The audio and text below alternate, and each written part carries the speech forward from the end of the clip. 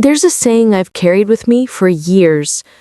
People will forget what you say, but they will never forget how you made them feel. And let me tell you, when my daughter-in-law called me useless, those words carved themselves into my heart like a scar.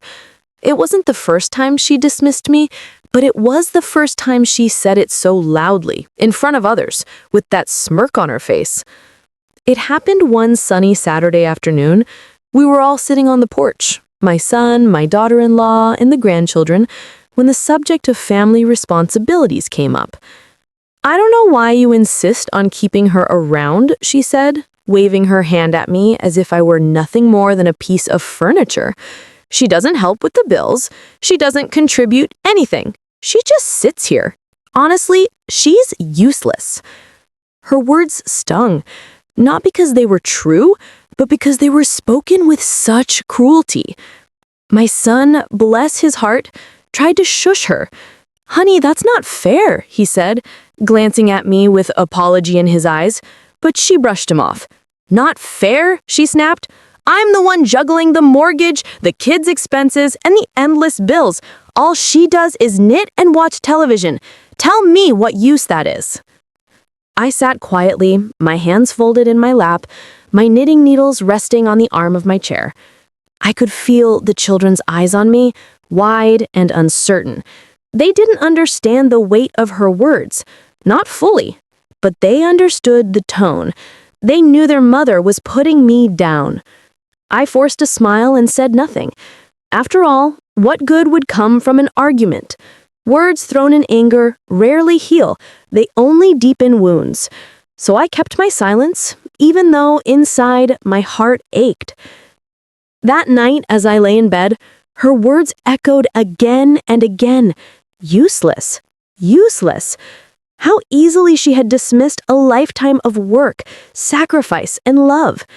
She hadn't seen the nights I stayed up with sick children, the years I managed a household with pennies stretched thin, the quiet ways I held a family together. No, all she saw was an old woman with gray hair and worn hands. But what she didn't know, what no one in that house knew, was that I carried a secret. For decades, I had lived modestly, always saving a little here and there. A few dollars tucked away from grocery money, a small inheritance from my parents, a clever investment in government bonds back when no one paid them much mind. Over the years, it had grown, not into a fortune, but into a safety net. Enough to keep me independent, enough to make sure I was never truly useless. I had never spoken of it. Part of me didn't want anyone to rely on me for money. Part of me wanted to keep it for emergencies. And part of me, perhaps the biggest part, just wanted to be valued for more than a bank account. Still, her words festered. And though I smiled through them, inside I made a promise. One day, she would learn the truth. Not through anger, not through revenge, but through the quiet power of reality. Weeks passed. The house buzzed with the usual noise of family life. School drop-offs, homework battles, weekend soccer games. I stayed in the background, cooking meals, folding laundry, doing the little things that keep a home steady. She barely acknowledged me. When she did, it was often with a sigh or a muttered complaint. But then, something shifted. I noticed the whispers first, the hushed phone calls, the furrowed brows between her and my son, bills piling on the counter, unopened envelopes stacking higher each week. She grew sharper, more irritable. He grew quieter, his shoulders bent under invisible weight. One evening, after the children had gone to bed, their voices carried through the thin walls. "I don't know what to do," my son said, his voice thick with worry. "The credit cards are maxed. The mortgage is behind.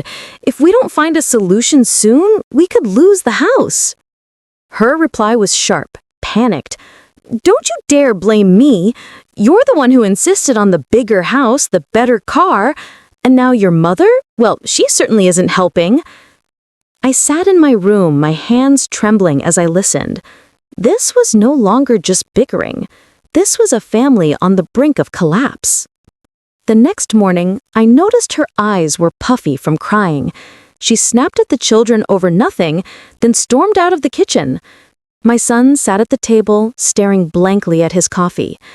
He looked up at me, and for the first time in years, I saw fear in his eyes. "Mom," he whispered, his voice breaking, "we might lose everything." I reached across the table, placing my hand over his. His fingers tightened around mine, like a child clinging to a lifeline. In that moment, I knew the time had come.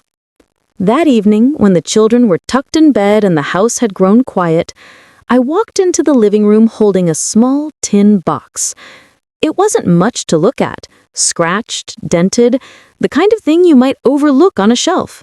But inside, it held the proof of a lifetime's worth of quiet discipline and sacrifice. They both looked up as I entered. She frowned, clearly still simmering with stress. "What's that?" she asked, her tone impatient. I placed the tin box on the coffee table and gently opened the lid. Inside were stacks of envelopes, neat and organized, each one holding savings bonds, certificates, and small records of deposits that had been growing quietly for decades. "I think," I said calmly, "it's time you both understood what useless really looks like." Their eyes widened as they leaned closer. My son's mouth fell open. She gasped, her hand flying to her lips. This is," she stammered. "Enough," I said simply. "Enough to cover the mortgage, to clear your debts, and to give this family the fresh start it needs. I may not shout about what I've done. I may not parade my worth. But make no mistake, useless, I am not." The room was silent. Silent, except for the sound of her pride cracking like thin glass. The silence that filled the living room after I opened that tin box was unlike any other silence I had known. It wasn't the quiet of peace or calm. It was the heavy, suffocating silence of realization. My son's hands trembled as he picked up one of the envelopes, carefully sliding out the yellowed paper of a savings bond. His eyes scanned the numbers once, then twice, as though he couldn't believe what he was seeing. "Mom," he whispered, his voice choked. This is enough to—" "Yes," I said, finishing the sentence for him. "It's enough to save the house, enough to pay off the credit cards, enough to give you both a chance to breathe again." I turned my eyes toward my daughter-in-law. Her face had gone pale, her lips parted, but no words came out. I could almost see the storm raging behind her eyes, shock, confusion, guilt, and perhaps a sliver of shame. "You called me useless," I said softly, "but I have been preparing for storms like this all my life. Every coin I saved, every bond I bought, every sacrifice I made, it wasn't for me. It was for this family." She lowered her gaze, unable to meet my eyes. For once, her sharp tongue was silent. My son reached across the table and clutched my hand, tears brimming in his eyes.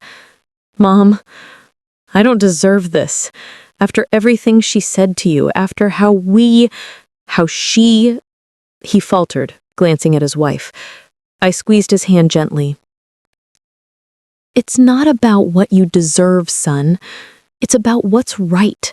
Families fall, families rise, but only if we stand together. You are my blood. Your children are my joy. And even if I'm dismissed or ignored, I will never stop being the anchor this family needs." For a long while, no one spoke. The clock ticked loudly on the wall, marking each second that passed. Then my daughter-in-law finally spoke, her voice barely above a whisper. I was wrong," she said, the words awkward and heavy in her mouth. "I was cruel. I didn't know." I looked at her steadily. "You didn't need to know about the money to treat me with respect. Worth is not measured in dollars. It's measured in love, in patience, in the quiet strength of what we do for each other. Her eyes filled with tears, but she quickly blinked them away. She wasn't the type to cry easily, and I could tell this admission was costing her pride. Still, it was a step. That night, after the box had been carefully tucked away again, my son hugged me tighter than he had in years. My daughter-in-law lingered awkwardly at the doorway, then whispered, "Good night, Mom," before retreating upstairs. It was the first time she had called me Mom in months. The days that followed were tense, but different. The weight of financial ruin had been lifted, and with it, some of the bitterness in the air dissolved. My son worked with me to organize the funds, carefully setting aside enough to stabilize their situation without draining everything. He was cautious, respectful of my years of effort. But my daughter-in-law struggled. She hovered in the kitchen when I cooked, started conversations she never would have bothered with before, and occasionally paused as if she wanted to say something deeper but couldn't find the words. It was clear her pride was wrestling with her guilt. Still, it was a step. One morning, as I folded laundry in the living room, she walked in hesitantly and asked, Do you need help with that?" I looked up, surprised. "I've been folding laundry for 60 years, I said with a smile, "but an extra pair of hands is always welcome." She sat down beside me, picking up a small shirt and fumbling with the sleeves. The silence between us was thick, but not hostile. Finally, she sighed. I judged you," she admitted. "I saw you sitting quietly, and I thought you were just there. I didn't realize how much you were holding this family together, not just with the money, but with everything. The kids adore you. My husband, he leans on you more than he admits.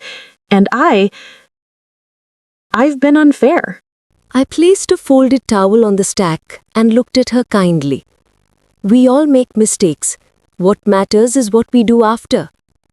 Her eyes glistened, and for the first time, I saw her walls begin to crumble. As weeks turned into months, the house changed in ways big and small. The constant tension gave way to laughter at the dinner table. The children started asking me more about my past, about the war years, about how I learned to save so wisely, about the struggles and triumphs of raising their father. And my daughter-in-law? She began including me in conversations. She asked my opinion on the children's schooling, on recipes, even on financial matters. At first it felt like a fragile truce, but slowly it grew into genuine respect. One Sunday afternoon, she surprised me. As neighbors gathered outside for a block party, I overheard her talking to one of the women who had often heard her dismiss me before. "That's my mother-in-law," she said proudly, nodding toward me. "She saved our home. I don't know what we'd do without her." I pretended not to hear, but inside, my heart swelled. Not because I wanted recognition, but because she had finally seen me for who I truly was. Life has a way of teaching lessons the hard way. For her, it took the near loss of everything to realize that useless was never a word that belonged to me. For me, it was a reminder that sometimes the greatest strength is in patience, in waiting for the right moment to reveal what you've carried all along. I may be old, I may not move as fast as I once did, but useless? Never. I am a mother. I am a grandmother. I am the quiet force that holds a family steady when the storm comes. And that, my dear, is the truest worth of all. The shift in my daughter-in-law's behavior was subtle at first, almost like a bird testing the wind before it dared to fly. She wasn't the type to gush apologies or shower affection, but I could see the effort in her small gestures. She began leaving a cup of tea by my seat in the mornings, and sometimes she even asked how I slept. To anyone else, these might seem like trivial courtesies, but to me, they were monumental. For years, I had lived in this house as though I were a shadow, present yet unseen. Now the light was shifting, and though it was faint, it was enough to warm me. The children noticed it too. One evening, little Emma climbed onto my lap with her favorite stuffed bear. "Grandma," she asked innocently, "why don't Mommy and Daddy have a box of treasures like yours?" I chuckled softly. "Because treasures aren't always about money, sweetheart. They're about memories, about saving pieces of life so we can remember who we are." Her eyes widened as though I had just told her the greatest secret in the world. Moments later, her brother Daniel bounded over, his curiosity piqued. "Can we make our own box, Grandma, like yours?" The thought warmed me. "Of course," I said. "We'll start with drawings, letters, and maybe even a coin or two. Someday you'll open it and remember everything you've built together." From that night on, the kids were glued to me. We spent afternoons drawing pictures, writing little notes, and collecting small trinkets to place in their new memory box.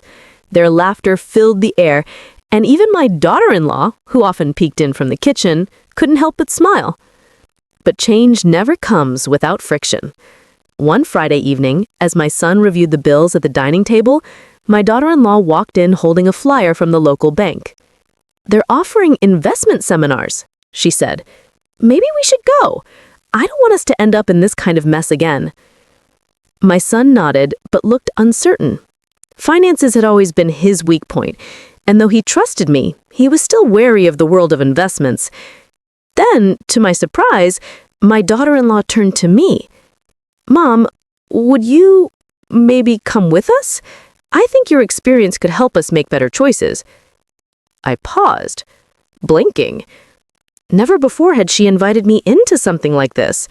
The woman who once dismissed me as irrelevant now sought my guidance. "Of course," I replied softly. "I'd be glad to help." The seminar wasn't nothing groundbreaking. Basic advice about saving, diversifying, avoiding unnecessary risks. But as I watched my son and daughter-in-law scribbling notes beside me, I realized that this was bigger than numbers. This was about trust. They weren't just hearing the speaker. They were seeing me in a new light, recognizing the value of the wisdom I had quietly carried for decades.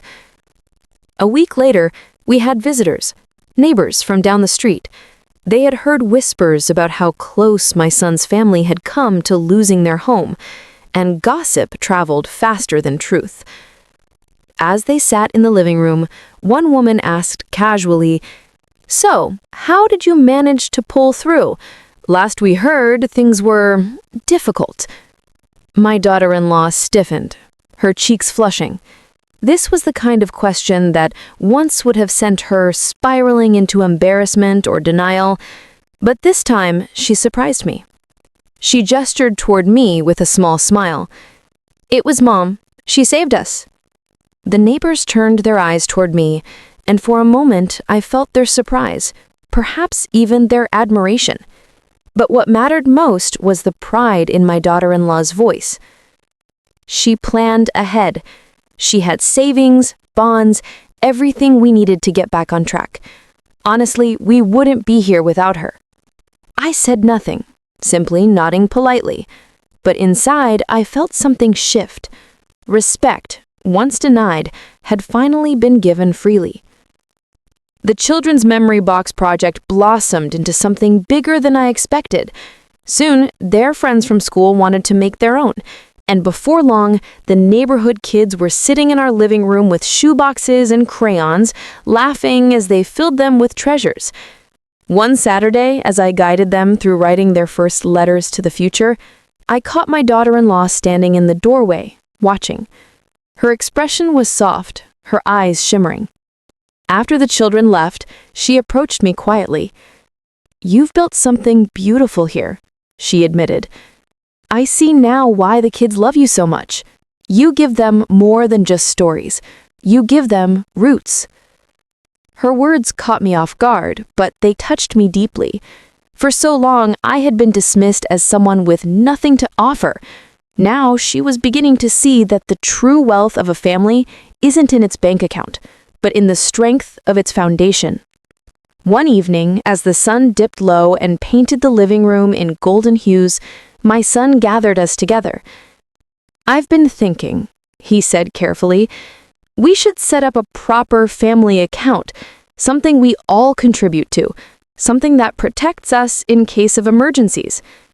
I smiled. "That's a wise decision."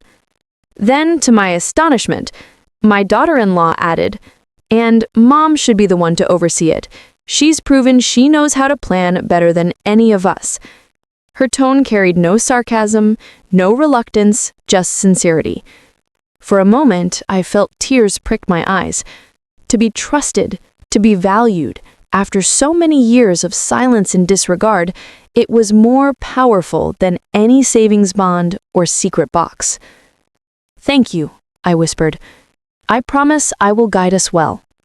And for the first time in years, I felt like not just a guest in this house, but a true matriarch, a cornerstone of the family once more. Life has a funny way of humbling us, of teaching lessons through struggle. My daughter-in-law had called me useless once, dismissing me as though I were a piece of old furniture. But the truth is, usefulness isn't measured in youth or speed. It's measured in wisdom, resilience, and love. And in that living room, surrounded by children with their memory boxes and adults with their newfound respect, I realized that karma doesn't always come as punishment. Sometimes it comes as revelation. Because in proving her wrong, I didn't just save my family, I restored it in it. Summer came with its usual rhythm. Children playing outside, neighbors hosting barbecues, and the long golden evenings stretching lazily across the street. But in our house, something had shifted. There was a new harmony in the air, a sense that maybe, just maybe, the storm had finally passed. Until one morning, when I overheard raised voices coming from the kitchen. "I told you we can't afford this right now," my son snapped, his voice tight with frustration. "It's for the kids," my daughter-in-law shot back. "They deserve a summer camp, not just sitting around here doing nothing. Why should they suffer because of our mistakes?" I paused in the hallway, heart heavy. Old habits die hard, and though they were rebuilding trust, cracks were still there. Money, I knew, could heal wounds, but could also reopen them if not handled with care. I stepped into the kitchen quietly. Both of them turned to look at me, their faces flushed from the argument. "May I say something?" I asked gently. My son rubbed his forehead, sighing. "Mom, this isn't—" "It is my business," I interrupted softly but firmly, "because this family is my business, and I have something to share." They exchanged uneasy glances but nodded. "Your children don't need expensive camps or fancy trips to be happy. What they need is time, attention, the kind of memories that money can't buy. Do you know what they asked me last week? To take them to the park and show them how to fly a kite. They've never flown one before." My daughter-in-law blinked, surprised. "Really? They never said anything to me." "Because children don't always say it in words. They show it in the way they cling to small joys. And if we give them those joys, they'll grow up rich in ways no bank account can measure." The room went quiet.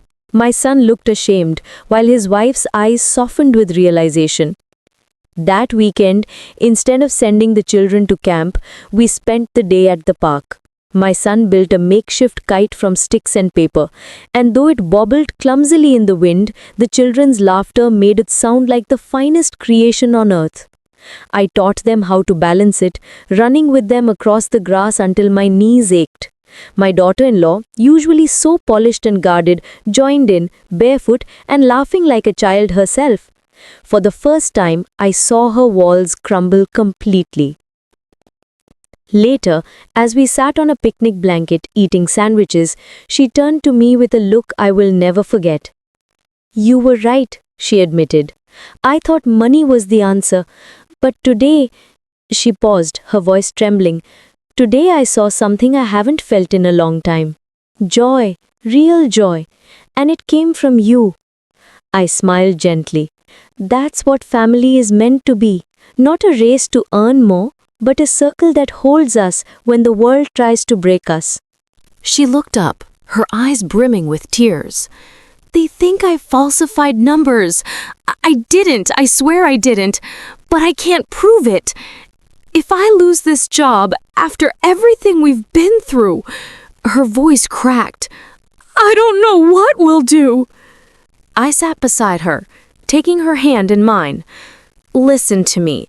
You are not alone in this. You are stronger than you know, and you have a family who will stand behind you. Don't let fear convince you otherwise. She broke down then, sobbing against my shoulder. I held her like one of my own children, stroking her hair as she poured out her fears. For the first time, she let me be her comfort, not her adversary. The next day, I went with her to the office, not to interfere, but to sit in the waiting room, a quiet reminder that she wasn't facing this storm alone. When she walked out later, her face still pale but steadier, she whispered, "They're reviewing the case. My boss apologized for jumping to conclusions. It isn't over, but I think I'll be okay." Her gratitude shone in her eyes as she looked at me. "You stayed. Even after all the things I said to you, you stayed." I squeezed her hand. Because family stays, no matter what. That evening, as we all gathered around the dinner table, my daughter-in-law did something I never expected. She raised her glass of water and said, "I want to make a toast." Everyone looked at her curiously. "To Mom," she said, her voice strong but emotional. "I used to think she was just here, a burden even, but I was blind. She's the reason we're still standing. She saved us financially, yes, but more than that, she taught us what truly matters. She is not useless. She is our foundation." The room was silent for a moment, then filled with the clinking of glasses and the laughter of children. My son looked at me with pride, the children hugged me tightly, and my daughter-in-law's eyes met mine with sincerity I had long prayed to see. In that moment, I knew karma had done its work, not through punishment, but through transformation. That night, as I tucked the children into bed, Emma whispered, "Grandma, you're like magic. You fix everything." I kissed her forehead and smiled. "Not magic, sweetheart, just love. Love is the strongest thing of all." And as I closed the door, I realized something profound. I had been underestimated, belittled, and ignored, but none of it had destroyed me. Instead, it had prepared me for this moment, to remind them all that true worth isn't shouted from rooftops. It's lived quietly, steadily, until the day it shines brighter than any doubt. The weeks that followed felt different, lighter, warmer, more connected. For the first time in years, the house didn't feel divided into invisible corners. Instead, it breathed as one. My son carried himself with pride again, no longer crushed by the weight of debt. The children filled every room with laughter, their memory box growing fuller each day. And my daughter-in-law, well, she was no longer the cold, distant woman I once feared would never see me as more than an old relic. One afternoon, she approached me in the garden while I was tending to the roses. She stood there silently for a moment, then finally spoke. "I need to ask you something," she said softly. I looked up from my work. "Go on." Her eyes were nervous, but determined. "Would you teach me? Teach me how you did it, how you saved, how you planned, how you held everything together when life kept throwing storms your way. Because I don't want to just rely on you, I want to learn from you." The words touched me deeper than I could have imagined. For so long, she had dismissed me as useless. Now she was asking me to become her teacher. I brushed the dirt from my hands and smiled. I would be honored. And so began a new chapter. Every Saturday, we sat together at the kitchen table with notebooks, receipts, and even the children sometimes peeking in with curiosity. I showed her the basics of budgeting, how to stretch a dollar without losing joy, and how to prepare for emergencies, not with fear, but with wisdom. But our lessons weren't just about money.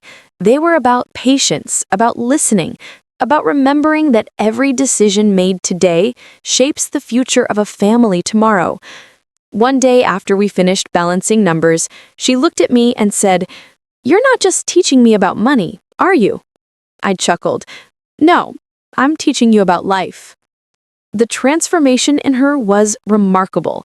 She grew softer, more patient with the children, more open with my son, and perhaps most importantly, more humble. Where once there had been walls of pride, there was now a willingness to learn, to grow, to build something stronger. One Sunday after church, we returned home to find a group of neighbors waiting by the driveway. Curious, I followed as my daughter-in-law stepped forward to greet them. "We heard what you did for your family, how you saved them. It's inspiring." Before I could respond, my daughter-in-law spoke up. "You should know something. Mom didn't just save us with money. She saved us with her strength, her wisdom, and her love. She is the heart of this home, and I'm proud to call her my mother." Tears pricked my eyes at her words. To be acknowledged so openly, so fully, was something I had prayed for but never demanded. Respect, I realized, is sweetest when it's given freely. The months rolled on, and our family grew stronger than ever. Birthdays were celebrated with joy, not anxiety. The children began sharing their memory box treasures at school, teaching their friends the value of cherishing the little things. My son, encouraged by the stability we had regained, pursued a better job, and got it. And my daughter-in-law? She blossomed. She not only rebuilt her reputation at work, but became an advocate for other women in her office, helping them navigate challenges with the same patience I had once shown her. One evening, as we all gathered around the dinner table, she placed her hand over mine. "Mom," she said softly, "you gave us more than stability. You gave us back our family. I can't erase the things I said before, but I promise you this, I will never take you for granted again." I squeezed her hand gently, my heart full. That's all I ever wanted, to be seen, not for what I have, but for who I am. The story of me being called the useless became somewhat of a family legend. The children would giggle when I teased, "Remember when your mommy thought I was useless?" And my daughter-in-law would roll her eyes, laughing, but also hugging me afterward. What had once been a wound was now a story of healing. And I realized something profound. Karma doesn't always arrive with thunder and lightning.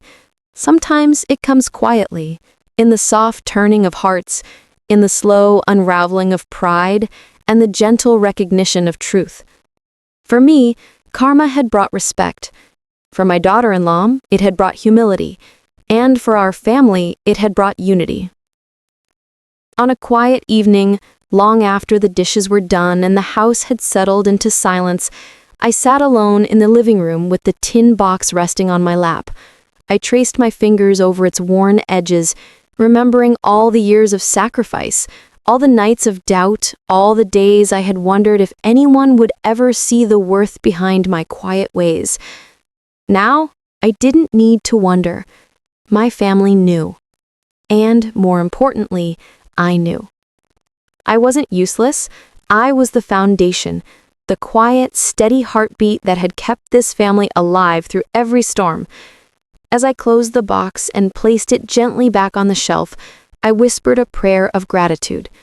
Not for the money, not for the recognition, but for the chance to finally be seen, for the love that had blossomed out of pain, and for the legacy that would outlive me. Because in the end, that is the greatest wealth of all.